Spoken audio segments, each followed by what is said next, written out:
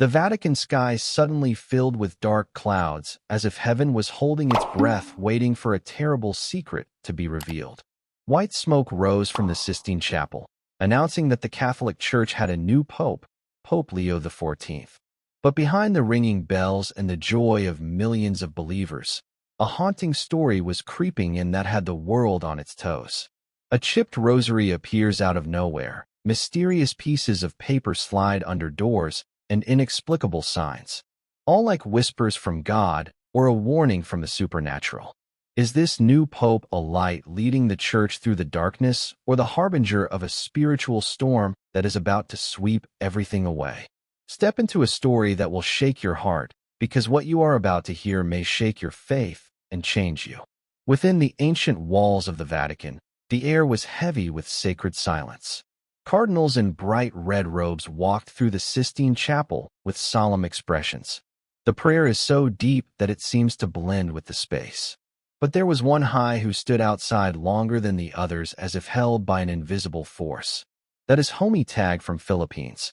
This high came to Rome with simple luggage, an old Bible, a small suitcase, and heavy memories from his Manila slum past. For the Church, Homie Tagler is a symbol of humility, a man who always refused fame and always bowed down to serve the poorest people. But in the dark corridors of the Vatican, strange whispers have begun to spread. Homie Tagle, the heart of the Church, some whisper behind closed doors. They say he was a candidate chosen by God not by ambition, but by divine grace. Homie Tagler just smiled slightly at those words. His gentle eyes seemed to dispel the thought that he deserved to stand among the greats.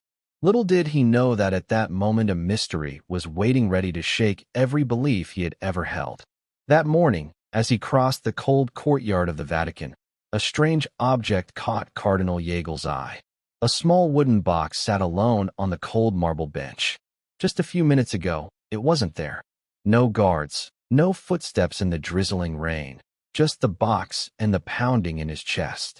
A strange feeling arose, as if someone or something was watching his every move. Curiosity mixed with anxiety, Homie Tagle approached, his hands shaking as he opened the box. Inside a piece of white linen was a rosary. The beads are worn, the price is chipped. When he touched it, a wave of emotion engulfed him. It's not just any rosary, it's his own rosary. The thing he held on to during the darkest nights of his childhood in the Tondo, Manila slums. More than 40 years ago, it disappeared as if swallowed by darkness. How could it appear here in the Vatican just hours before the conclave began? HTL closed his eyes and memories came flooding back. He saw himself as a humble boy in a small house whispering prayers for his seriously ill brother. An old priest gave him the rosary and said, "You have a heart for God." The boy Tago kept it as a treasure until the day it mysteriously disappeared. Now it returns not by chance, but as a sign from above. He looked up at the dome of the chapel, his heart no longer at peace. It's burning. A haunting question echoed in my mind. Who put it here and why now? What Tagler didn't know was that this chipped rosary was more than just a memory. It is the key to unlocking a greater mission where forces, some divine, some dark, are at work behind the Vatican walls. Cardinal Tagle rarely talks about his childhood. To other doctors, he was a quiet man, always smiling gently, rarely interrupting anyone. But that silence hides the storms of decades. Born in the Tondo, Manila slums, Leo Tagle grew up amidst chaos. Police sirens tear through the night, hunger pangs every morning, and prayers whispered by candlelight melting on the dirt floor. His mother, a Vietnamese maid, supported the family with her calloused hands, sometimes just for a few pennies. His father left when he was young, leaving a void that was never filled. Faith in God was the only light that never went out in that shabby house. At age 15, young Tagle entered the seminary not because of dreams of power or a cardinal's robe, but because a nun once told him, "You are not invisible to God." Those words were like a warm fire. The heart of the boy who once thought he was forgotten by the world. Since then, he has dedicated his life to service, burying flood victims, baptizing orphans, and washing the feet of drug addicts with open wounds. He believed that the church should bow low to those who had fallen, not rise high on its throne. But this morning, that rosary shook everything. Back in his simple room in the Vatican, Tagle placed his rosary on the bedside table and sat quietly for more than an hour. He couldn't stop thinking. Who brought it back? A coincidence, a conspiracy, or a call from God? He prayed but found no answer, only a lingering feeling in his chest. Does this make any sense? He dared not tell anyone. Who would believe such a strange story? And if they do, where will that lead? That day, the first round of the General Conference began. Unseen by the outside world, alliances are forming within the Vatican walls. Latin whispers echoed behind closed doors. The names of the candidates were called out, some familiar, some surprising. Cardinal Tagler's name was not on the main list, but he began to notice strange looks. A nod from a cardinal he had never met. A handshake that lasts longer than usual. A wordless smile. Everything was changing, and he felt like he was being swept away by an irresistible current. Then a sealed envelope slid under his door.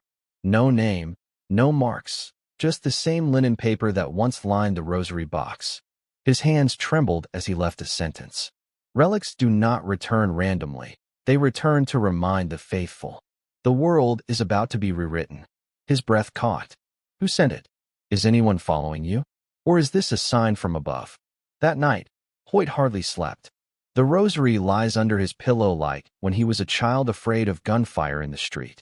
But this time it was not the fear of the dark that kept him awake. It was the sense of a mission approaching, greater than anything he had ever imagined.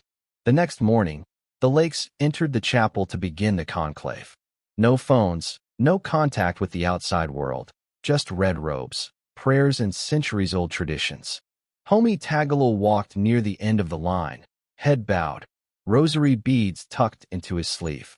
He felt like the boy he had been, small, unworthy, trembling before something too great to name. Inside the chapel, the ceiling painted by Michelangelo is as magnificent as a warning from heaven. The chairs were arranged in a circle, silence reigning, broken only by a few whispers, a cough, a shared breath. The first ballots were issued. Cardinal Theo hesitated as he held the ballot. He did not know whose name to write. He closed his eyes in prayer, and a memory came back. His mother's voice whispered, "When you don't know what to do, pray." He wrote a name that was not his own and dropped the ballot into the jar. The supervisors read each ballot aloud. The names rang out, and then suddenly, Tagler. Once, twice, 3 times, 4 times. Homie Tagler was stunned. He did not vote for himself as others did. The voting round ends without a majority. Another round will be necessary. But as the physicians rose, a cold wind blew through the chapel. Even though all the windows were closed, the candles flickered, and several cardinals exchanged anxious glances. A man hides the cross. Cardinal Tagle returned to his room, his heart pounding. He felt as if he was being watched not by a human, but by a greater power. Then another piece of linen slid under the door. It reads, "The Holy Spirit does not call those who are qualified. He makes those who are called worthy." Tagle covered his face. A feeling both sacred and terrifying came over him.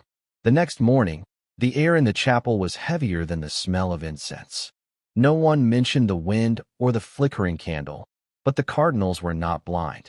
Many eyes secretly looked at Hong Ateo, cautiously as if afraid of being discovered. He sat still, his rosary hidden in his sleeve, but his heart was no longer quiet. It is screaming. The ballots were issued.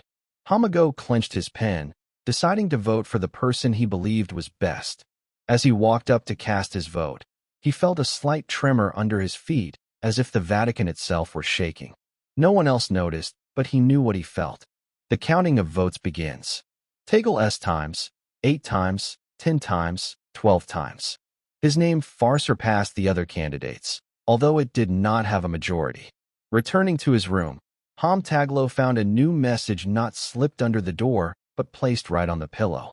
It was a painting, a dove flying down to a heart made of thorns. Without explanation, he looked at it for minutes, his heart pounding. There was a knock at the door. Homie Miller, a senior operative with a hardline stance, said bluntly, "We need to talk." Cardinal Tagle followed him into a closed room where 5 cardinals were waiting. The eldest spoke up. "Homie Tiger, do you know why your name keeps coming up?" He shook his head. "Because the church does not need a king. The church needs a shepherd." Those words were like a knife piercing through him. In that moment, Homie Tagle realized he was not only being watched, he was being prepared. The HS share their thoughts not on fame, but on the peace he brings. "Every time I pray, the Holy Spirit just points to him." Homie Muller said softly, "You don't need to dream about this. God has chosen you." Those words echoed like a bell in his soul. But he still resisted. "I am not worthy," he whispered. That night he returned to the basilica. No lights, no people, just him, the darkness, and God. He fell to his knees in surrender, not to power, but to mission. "I am not strong enough," he pleaded. For the first time in years, he asked for a sign. When he returned to his room, the chipped rosary was gone, replaced by a pure white rosary, underneath which was a small piece of paper that had never been alone. Tagle fell to his knees, tears streaming down his face. Not because of fear, but because a divine power was guiding him. The late afternoon voting came, and Heidegger entered the chapel with an eerie silence. As the ballots were read and checked again, in a moment that no one was prepared for, white smoke rose. Outside, St. Peter's Square erupted in cheers. The bell rang loudly, but before leaving the chapel, Cardinal Tagle whispered to the audience that this was God's will.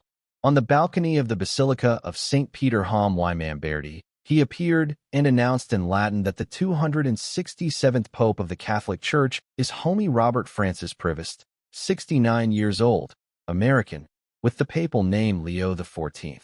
This announcement was received with joy and hope by millions of believers in St. Peter's Square and throughout the world. As Cardinal Tagle stepped into the hallway, the crowd fell silent. They saw him simple, eyes red, hands shaking as he held the rosary. Not a symbol of defeat, but a pledge of service. Millions of people cried. But what the camera didn't see was a small crack in the white rosary. It was still a chipped rosary from the missionary years. Now it's quiet. The new Pope Leo XIV will face severe challenges in leading the Church through a period of division and crisis of faith. But only time will tell whether he can light the world's hope. He entered the storm of division and crisis of faith, bringing humility and hidden instructions from heaven. Will he lead the Church through the darkness? Or an even bigger challenge is lurking? Only time will tell. In each bead of the rosary, the prayer still echoes like a call from eternity, waiting for hearts brave enough to listen. Cardinal Tagler's story does not end, but opens a new journey, where faith and mystery challenge each person to seek answers deep within their own soul. Although he did not seek power, the events that were taking place made it inevitable that he would face great change. Every decision, every step he takes is now not just an individual act, but part of a divine plan woven from invisible threads that God has laid out. His story, from his poor days in Manila to the mysterious rosary box, still lingers in the hearts of everyone as a sign of humility and unshakable faith. And as the Church enters times of trial, his faith will be a beacon of light to help each believer find faith and hope in the darkest of times.